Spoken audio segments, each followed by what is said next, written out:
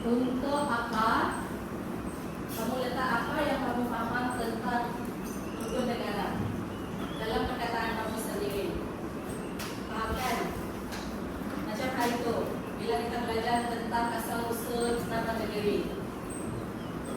Kalau Pinang, cikgu tanya balik. Kamu punya nota hari itu kamu letak apa? Asal usul, pokok Pinang. Yang lain? Nah, paham. Nah, kamu guna sejak perkataan apa perkataan yang kamu boleh ingat atau yang kamu boleh paham tentang apa itu rukun negara. Oke.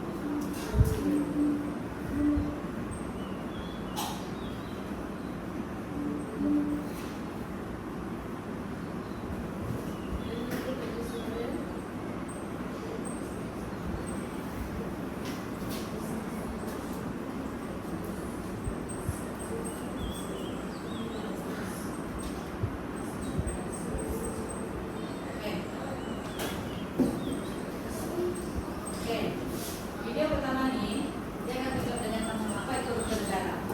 Sambil kamu tengok, tolong tulis apa yang kamu paham tentang rukun negara. Jangan bila cikgu tanya nanti ada yang masih kosong tuh. Maksudnya kamu tidak paham apa yang video itu showkan. Oke? Maka kami, rakyat Malaysia, mencapai cita-cita tersebut berdasarkan atas visi-visi yang berikut. Pertama, kepercayaan kepada Tuhan. Kedua, kesetiaan kepada raja dan negara. Ketiga, keluhuran berlembagaan. Keempat, kedaulatan undang-undang. Kelima, kesetaraan dan kesusilaan. Ini rukun negara kita. Lama perpaduan Malaysia.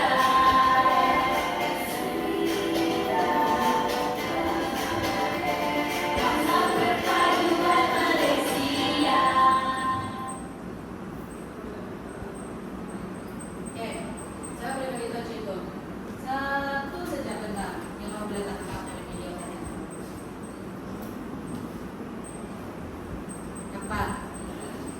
Apa yang dalam apa kamu?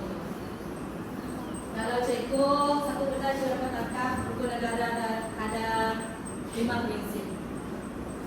Apa yang tulis tu? Itu saja cikgu mau ingat. Rukun negara ada 5. Kalau cikgu, kalau kamu? Dalam perpaduan Malaysia. Lagi? Apa lagi? Ini baru video pertama kita. Apa lagi yang kamu boleh tangkap dari situ? Rukun negara ada 5. Ada lambang perpaduan negara. Itu kalau cikgu punya nota dengan apa?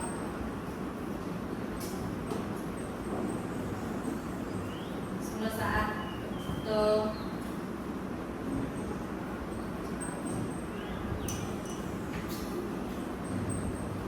apa yang kamu dapat tangkap dari video ini.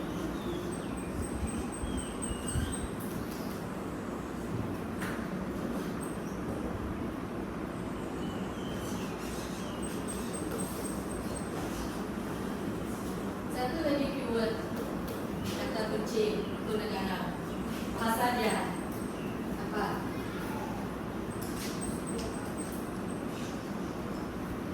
Dia guna bahasa Melayu. Nah, kamu pernahkah recite untuk negara dalam bahasa Inggris? Bahasa Melayu. Maksudnya bahasa kebangsaan lah. Karena cikgu punya nota. Untuk negara ada 5 dalam perpaduan dia guna bahasa Melayu. 3 poin sudah cikgu buat. Okay, next. Full text kita sudah 36.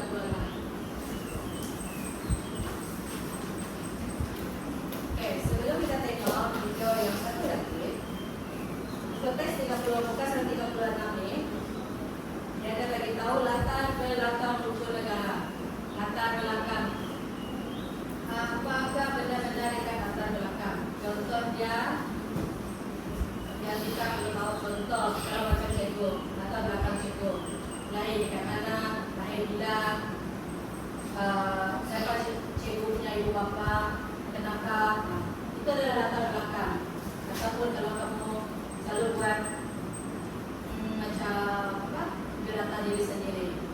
So, dekat muka surat 36 tu adalah latar belakang untuk buku negara. Latar belakang dia yang pertama, buku negara maksud dia apa? Ideologi negara bagi menjamin keharmonian dan kesejahteraan rakyat. Maksud ideologi, siapa faham?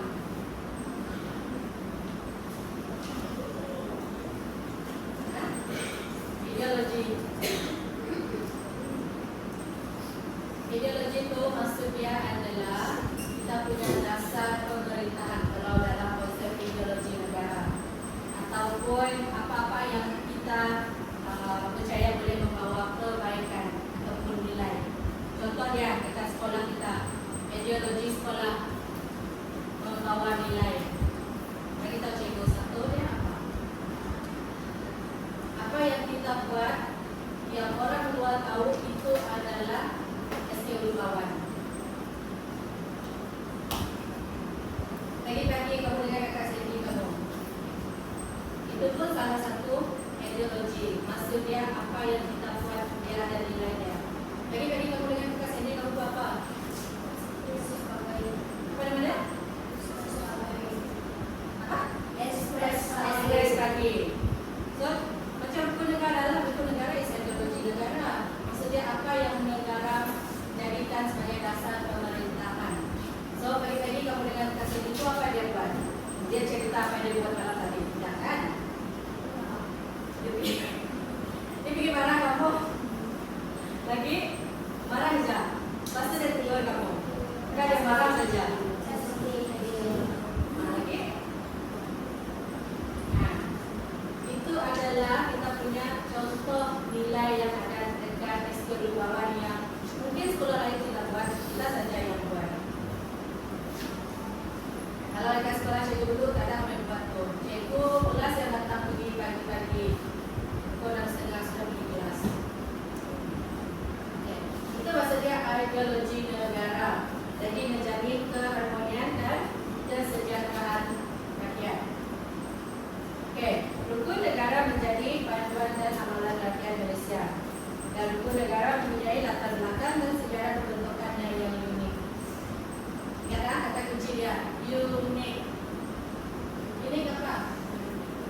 Hah? Unik. Unik. Kalau cikgu cakap Selina unik, maksudnya kamu apa? Kamu tak sama dengan yang lain. Special lah. Okay. Pertama dia, rukun negara dimasyhurkan sebagai pengisytiharan diraja oleh Yang Di-Pertuan Agong yang keempat pada waktu itu, dan diisytiharkan bersempena dengan ulang tahun Hari Kebangsaan yang ke-13 pada 31/1970. Awan yang hilal. Dekat awan tu ada satu tempat hilal. Diisytiharkan pada 31 Ogos 1970. Itu adalah pengisytiharaan hukum negara, Hari Pengisytiharaan Hukum Negara. Oke, kedua, hukum negara dibentuk setelah pentadbiran negara dijalankan oleh Majlis Gerakan Negara selepas peristiwa 13 Mei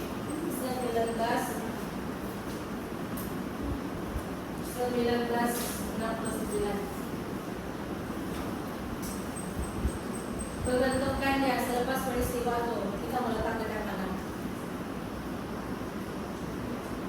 Mana kamu meletak poin itu? Hah?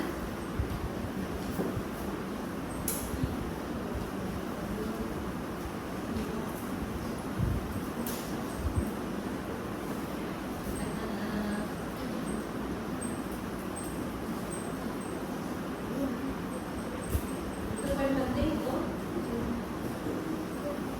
Kenapa dia dibentuk? Kan tadi itu kita cakap pembentukannya yang unik selepas peristiwa 13 Mei 1969. Mana kamu meletak? Mengapa? Boleh. Boleh letak dekat mengapa? Maksudnya kenapa dia dibentuk? Dekat poin mengapa? Dan hukum negara dirangka dan diperkenalkan oleh jawatan kuasa hukum negara yang terletak di bawah Majlis Perundingan Negara Makan pada 4 Mac 1970. Maksud ayat itu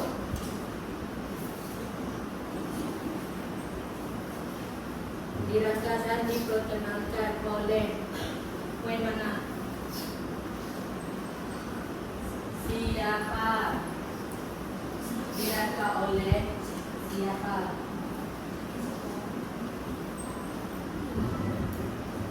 Dirangka dan diperkenalkan oleh siapa? Siapa?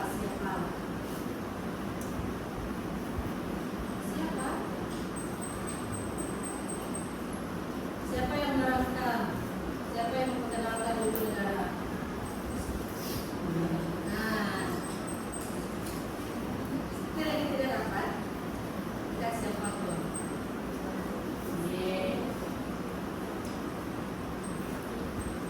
Siapa?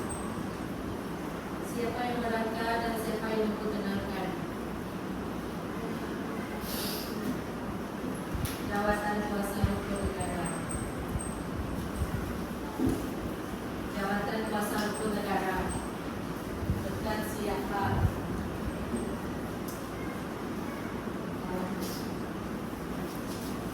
Saya lupa.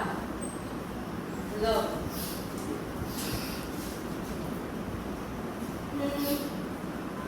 Siapa? Bila tu apa bila tu? Bila tu merujuk kepada orang tu merujuk kepada tarikh. Nah, tingse. Tarikh tu bila tu kita letak apa tadi? 31 Ogos 1970. Siapa tu? Dirangka dan diperkenalkan oleh jawatan kuasa apa mereka? Jawatan kuasa hukum negara. Jawatan kuasa hukum negara. Tarik jawatan kuasa hukum negara sini.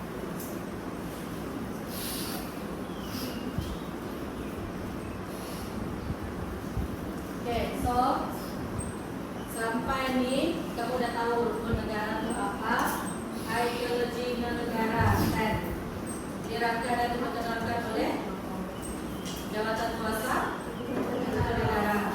Diisytiharkan pada 1970 bersempena dengan Hari Kemerdekaan yang ke-13 oleh Yang di-Pertuan Agong yang keempat. Macam tu saja kamu ingat ya. Hukum negara itu adalah ideologi negara bagi menjamin keharmonian dan mengukur kesejahteraan rakyat. Disyiarkan oleh Yang di-Pertuan Agong yang keempat pada 31 Ogos 1970. Diperkenalkan, dirangka dan diperkenalkan oleh Jabatan Kuasa Hukum Negara. Banyak sudah poin kamu tu. Mesti bilang lagi sesat kah? Dia.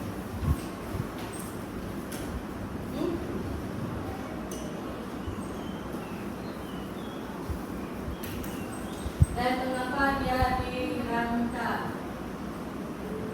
Satu lagi tarik tadi cikgu cakap. Mengapa? Satu lagi tarik. Ada dua tarik cikgu cakap tadi.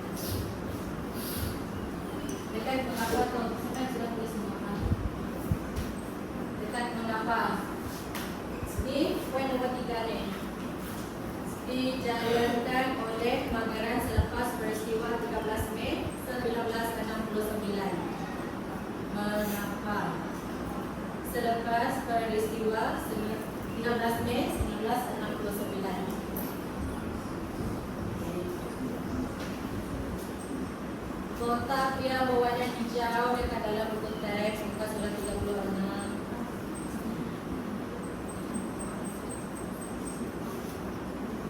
Itu adalah dalam mengapa.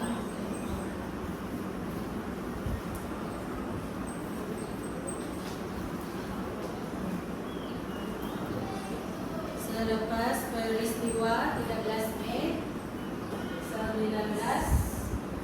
1969. So, selepas peristiwa 13 Mei itu terjadi pada tahun 1969, barulah hukum negara dirangka dan diperkenalkan pada tahun 1970. Nah, tengok tahun dia, tengok kronologi. 1969 peristiwa itu terjadi. 1970 hukum negara dirangka dan diperkenalkan dan diisytiharkan juga. Mana lagi awal? 1969 ke 1970? Kronologi sejarah. Tahun 1969 ke 70 yang dulu terjadi.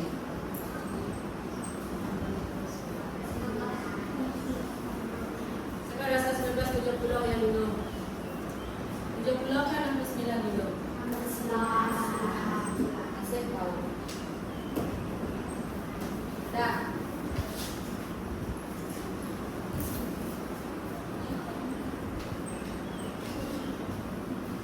Okay, tengok balik poin-poin apa lagi keyword yang kita boleh ambil.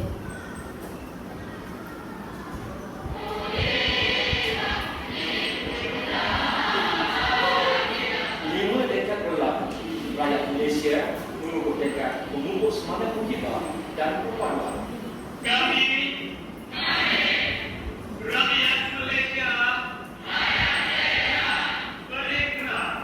Duli Yang Maha Mulia, Seri Paduka Baginda Yang di-Pertuan Agong keempat, Tuanku Ismail Nasiruddin Shah Ibni Almarhum Sultan Zainal Abidin mengisytiharkan hukum negara bersempena dengan sambutan ulang tahun kemerdekaan ke-13 pada 1970. Pembentukannya mengikut acuan rakyat Malaysia hasil perundingan Majlis Peraturan Negara Merdeka bagi mewujudkan sebuah negara bangsa yang harmoni.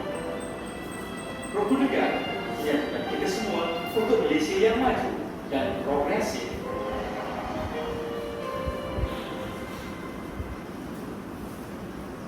Ada beberapa poin dan video yang kamu terlepas.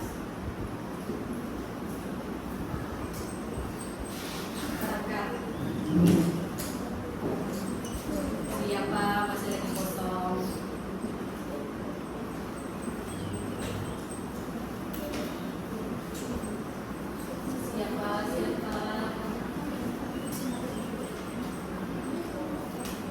Siapa? Siapa tu dekat box warna kuning?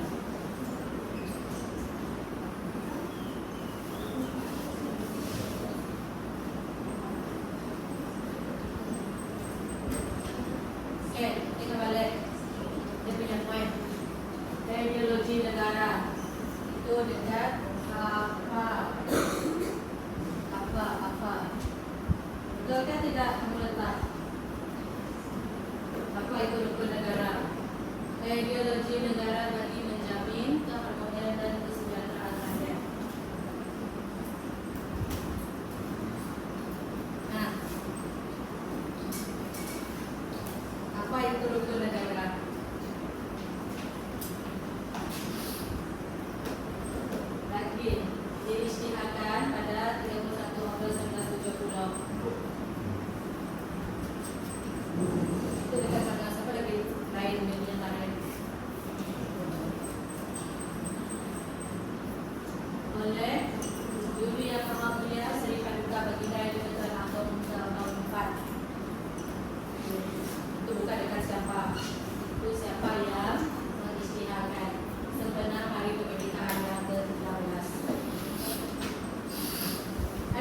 kemerdekaan?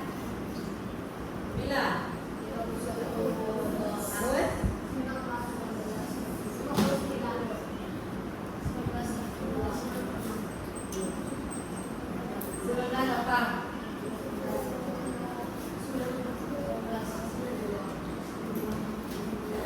19 apa? Ini 1970. 11 sama 7. Lagi 7 57. Lagi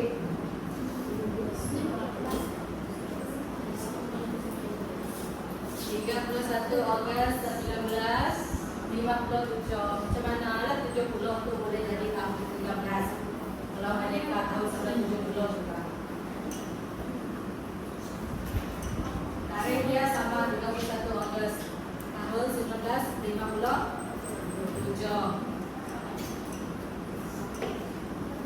Tidak betul itu. Diisytiharkan pada 31 Ogos 1970. Maksud dia 31 Ogos 1970 tu kita sambut hari kemerdekaan yang ke-13. Sudah 13 tahun sudah besar, sudah dia form 1 merdeka tu. Jadi pada tahun 1970 tu, 31 tu, waktu orang sambut hari kemerdekaan, waktu itulah yang ditentukan Atom keempat mengisytiharkan rukun negara. Contoh, tiap tahun kita kan sambut hari kemerdekaan. Setiap tahun kamu sambut benda yang sama kah? Aktiviti yang sama? Ya. Awas lah, cikgu faktor dekat belakang. Kamu buat benda yang sama kan, kamu buat benda yang berbeza setiap tahun. Contoh dia, tahun 2023 kamu buat apa untuk hari kemerdekaan? Perintah desa. 2024 apa nih? Hati yang datang. Hati yang datang apa? Hah? Hah? Maksudnya setiap hari sambutan hari kemerdekaan itu akan ada saja aktiviti yang dilakukan. So pada tahun 1970 tu seorang pergi isytiharkan yang ditentukan Atom keempat, dia isytiharkan rukun negara.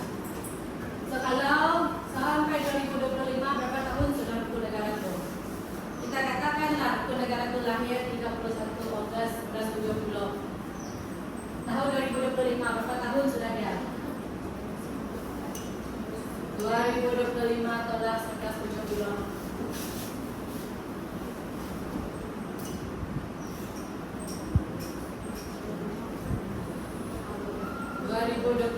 Tolak 1970. Apa?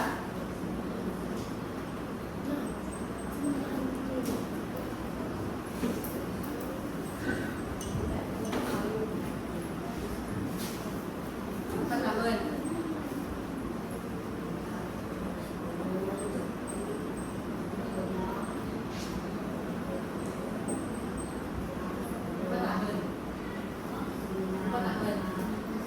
Tahun ni.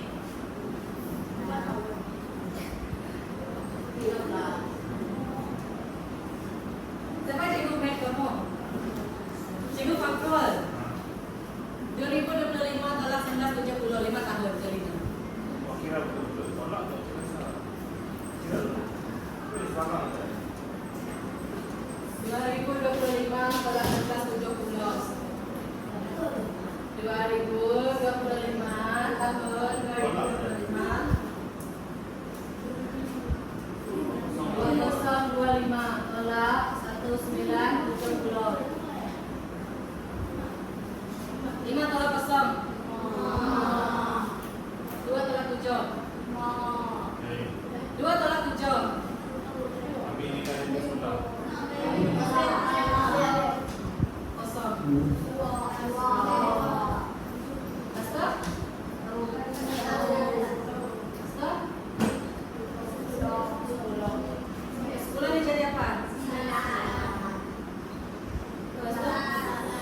12 tolak 7. 55 tahun.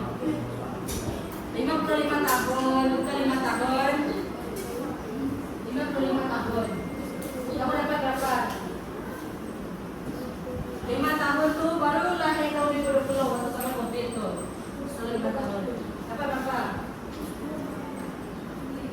Cikgu sudah kira baru dapat 55.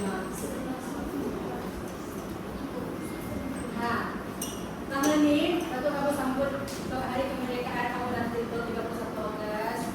Maksud dia rukun negara tuh umurnya 55 tahun sudah. Lama kan tidak 25 tuh?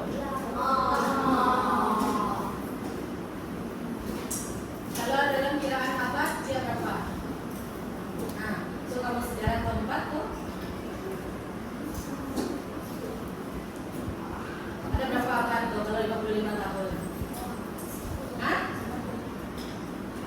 Berapa abad? 20 abad. Itu sejarah tahun 4 tuh, kira tahun tuh.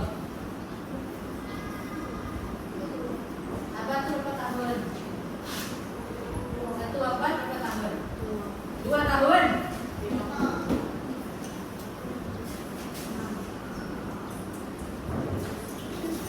Satu abad ada berapa? 100 tahun. Sampai ke satu abad 25 tahun. Tidak sampai setengah abad. Nah, oke, sekarang apa yang akan kamu punya lakaran itu betul kan?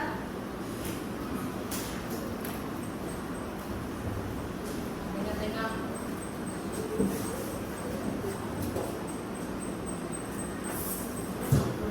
Oke, cikgu suruh balik.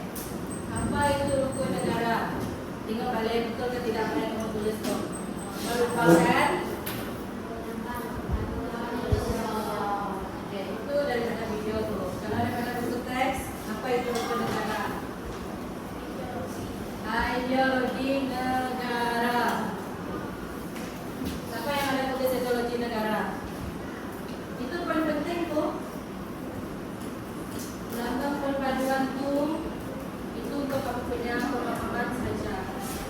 Dalam apa tuh? Ideologi negara. Tulis dekat apa tuh? Ideologi negara. Merupakan ideologi negara. Dekat apa? Apa itu rukun negara? Rukun negara merupakan ideologi negara bagi menjamin keharmonian dan kesejahteraan rakyat. Ideologi negara dekat apa? Dekat bila diisytiharkan pada 31 Ogos 1970. Siapa punya tarikh lain? 1970. Diisytiharkan oleh yang Ketua Agong keempat. Mengapa dia diperkenalkan dan dirangka? Bukan mengapa. Poin 1 selepas apa? Peristiwa apa?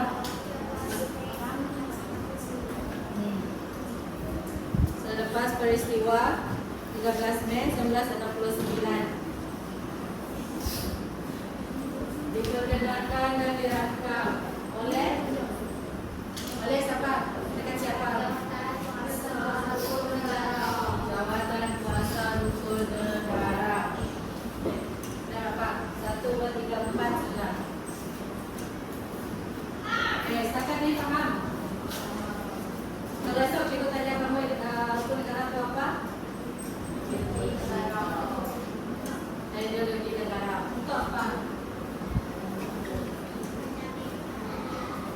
Menjamin keharmonian dan kesejahteraan rakyat. Oke, ataupun kalau ada arti lain, rukun negara itu lambang perpaduan.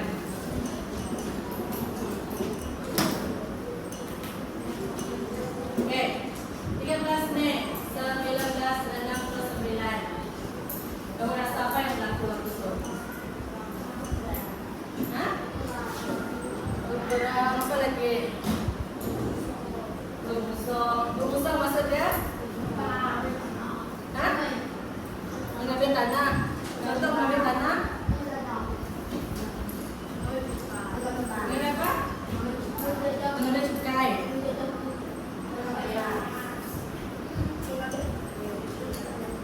Lagi yang lain tuh, kamu pernah dengar apa terjadi 13 Mei 1969? Siapa sudah lahir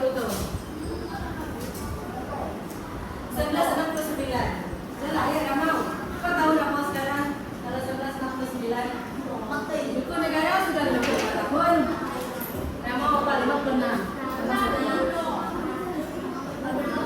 Belum lagi mati baru 56 tahun. Nah, 56 tahun siapa 56 tahun? Semoga. Nah. Oke, kita tengok apa yang terjadi pada 13 Mei itu. Oke, kenapa 13 Mei? Peristiwa 13 Mei 1969 ini penting. Kenapa? Belum lagi. Baru tanya. Oke. Kenapa dia ditekankan? Walaupun contoh ya, satu tarikh itu saja. Contoh hari ini berlaku. Tiba-tiba esok ada benda berubah. Kenapa dia penting? Kita tengok videonya.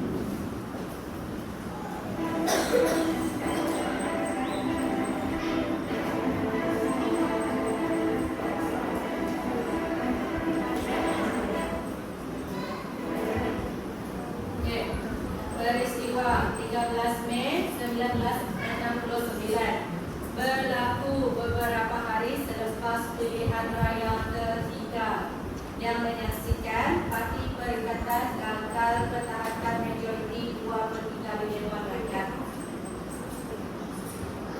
Berlaku bila?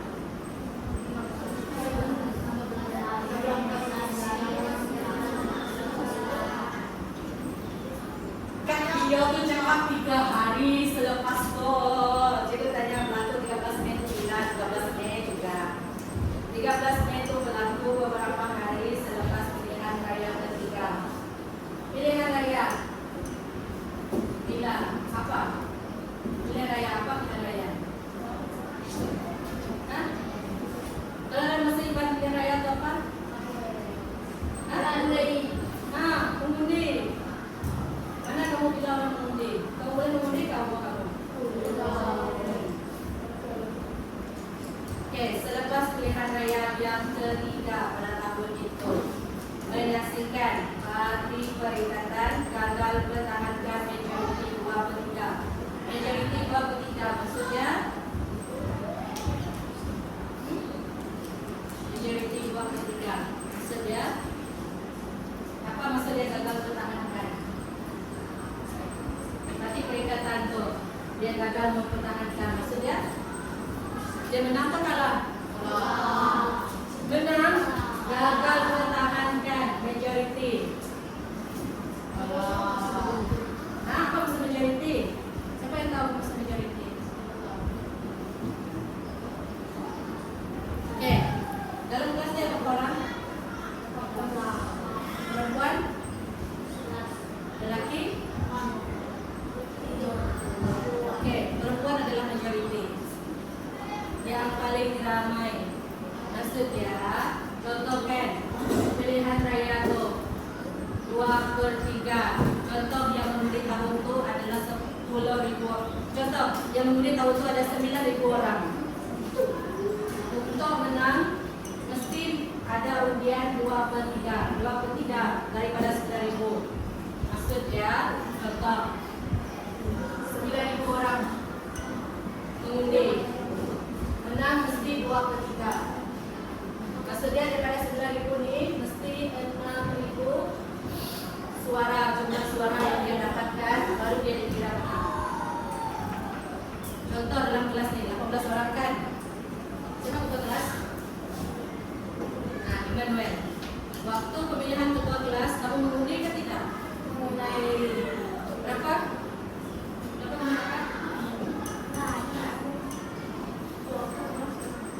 Habis tu?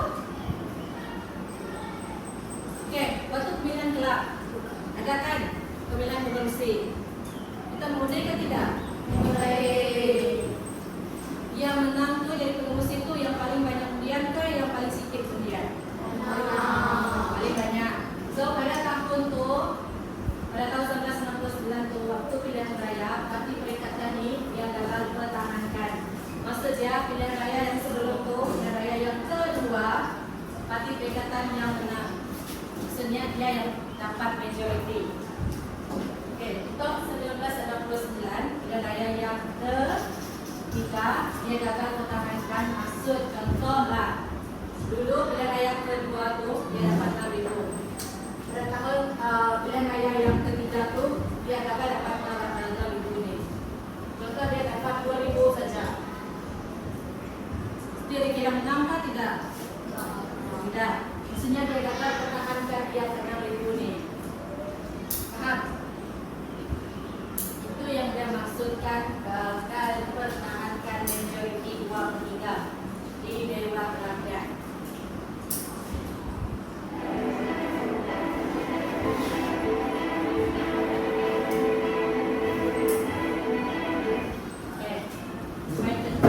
Pertelingkahan antara kaum tercetus akibat pembinaan dan mengorbankan lebih 196 nyawa, manakala 149 yang cedera.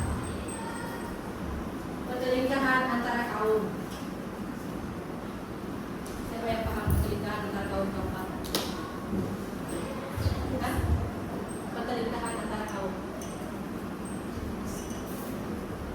Itu yang terjadi 13 Mei 1969 itu yang terjadi itu pertelingkahan antara kaum mengorbankan 1969 nyawa. Maksudnya pertelingkahan antara kaum.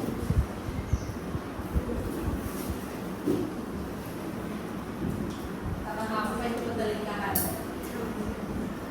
Pertelingkahan tuh baik-baik kah, belok-belok kah, jalan tangan kah? Hah? Cacat. Nah, tidak betul yang mengorbankan lebih 196 nyawa dan 149 lagi cedera. Itu yang terjadi waktu 13 Mei 1969. Dan disebabkan peristiwa inilah ibu negara pun diperkenalkan, dirangkai dan diperkenalkan.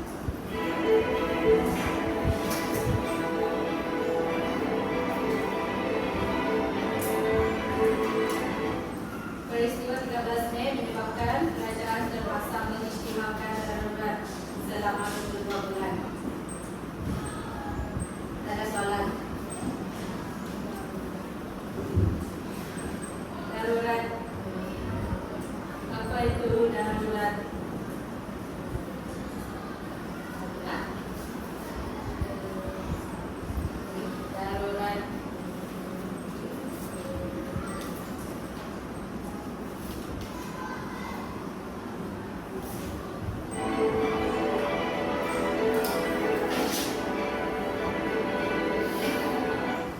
Kalimat digantung dan mageran ditujukan untuk menjalankan pentadbiran negara.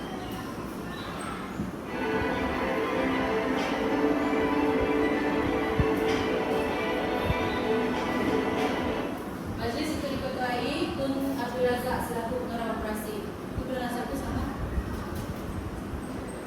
Sama.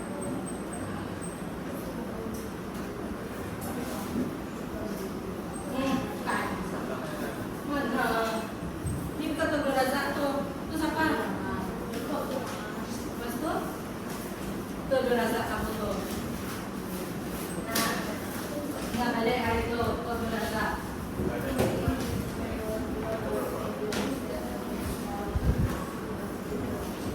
Bukan.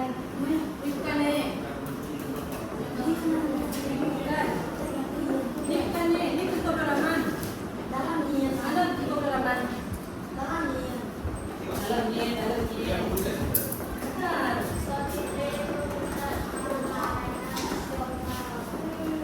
ketua peraman jatuh.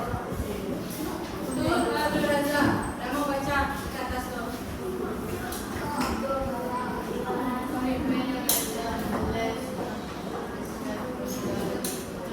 Ini. Pemimpin UMNO Timbalan Perdana Menteri Persekutuan Tanah Melayu memainkan peranan dalam JK. Cikgu ingat, Ika yang sebut JK itu apa benda JK? JK. Bab berapa kita baca? Bab 1 JK. Apa itu JK? Jawatan kuasa. Jawatan kuasa antara kaum. JK. Tun Abdul Razak. Ingat tak?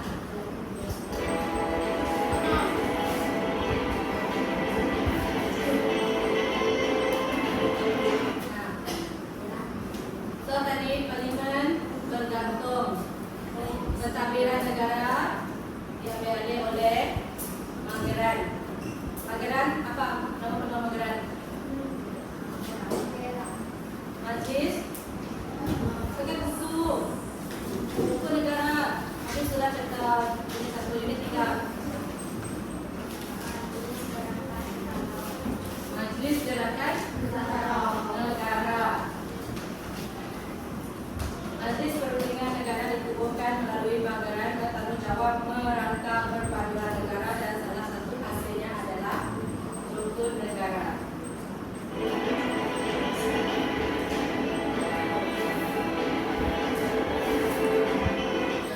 Digubal sebagai falsafah negara ataupun apa lagi itu kata kita baca tadi?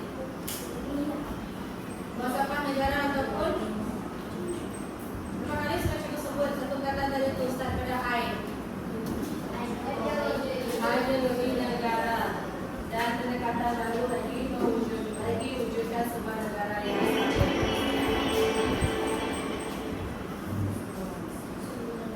oke, so dapat tahu sudah 13 Mei 1969 itu apa yang terjadi? Dah sampai 5 minit, apa yang terjadi 13 Mei 1969? Apa perkataan dia tadi? Belakang dia kaum, depan dia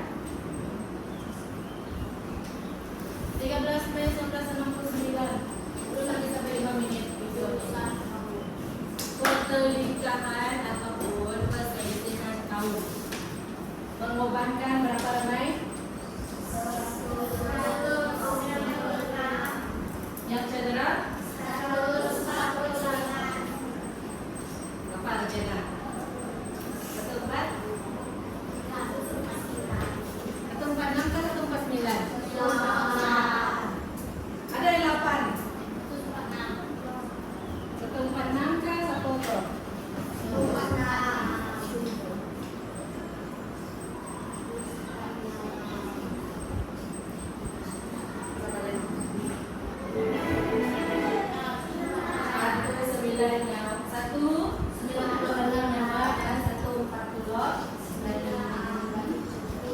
lagi cedera.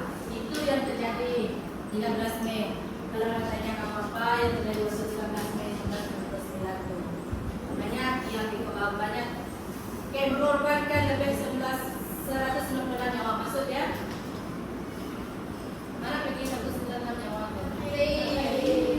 So peristiwa tu pentingkah apa yang mau belajar? Penting, tapi buka. Peristiwa 13 Mei, tanggal 13 Mei 1969 terjadi perlingkahan antara kaum, tercetus akibat penghinaan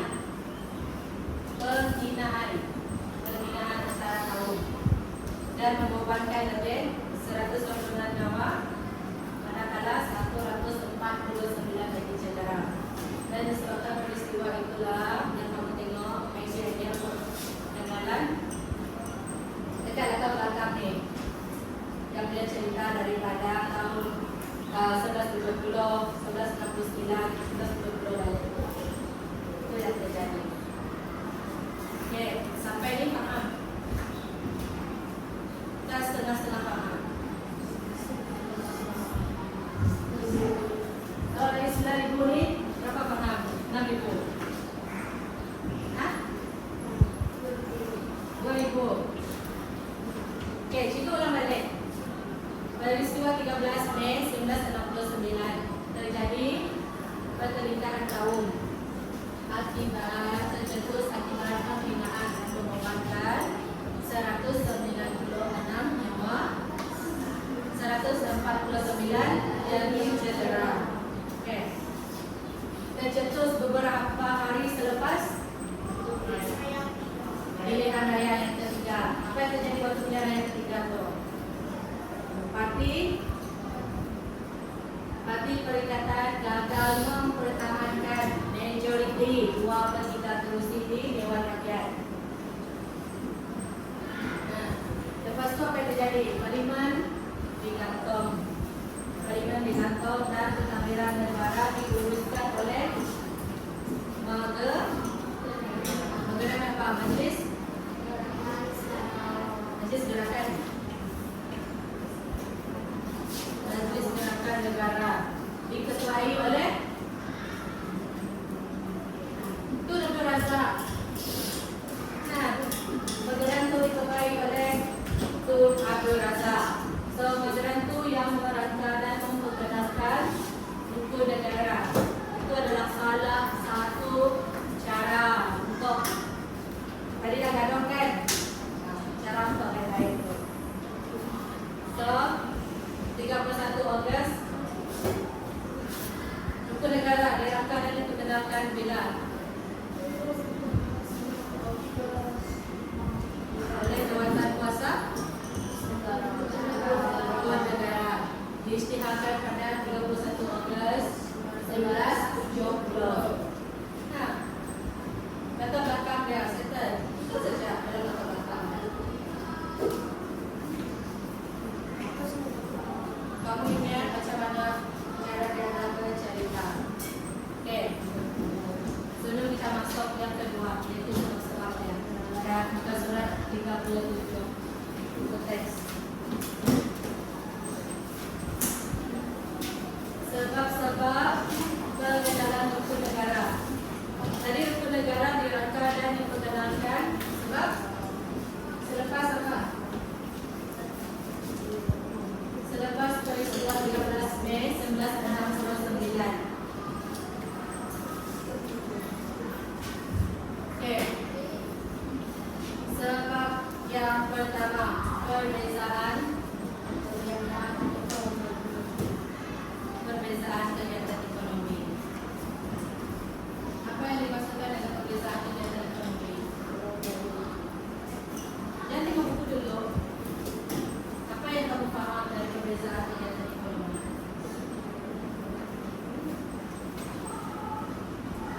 Maksud dia lain kaumku, lain dia punya pekerjaan. Itu yang dia bagi contoh dia. Dia bagi 3 contoh dekat sini. Orang Melayu berapa? Orang Cina? Orang India? Peladangan. Okay. Pentadbiran British membawa masuk pekerja dari luar untuk bekerja dalam sektor ekonomi. Lepas dia bawa tu, masyarakat diasingkan dari segi kegiatan ekonomi utama dan mewujudkan jurnal ekonomi yang tidak seimbang. Itu yang maksud dia perbezaan kegiatan ekonomi. Maksud dia pada waktu itu, kalau kamu orang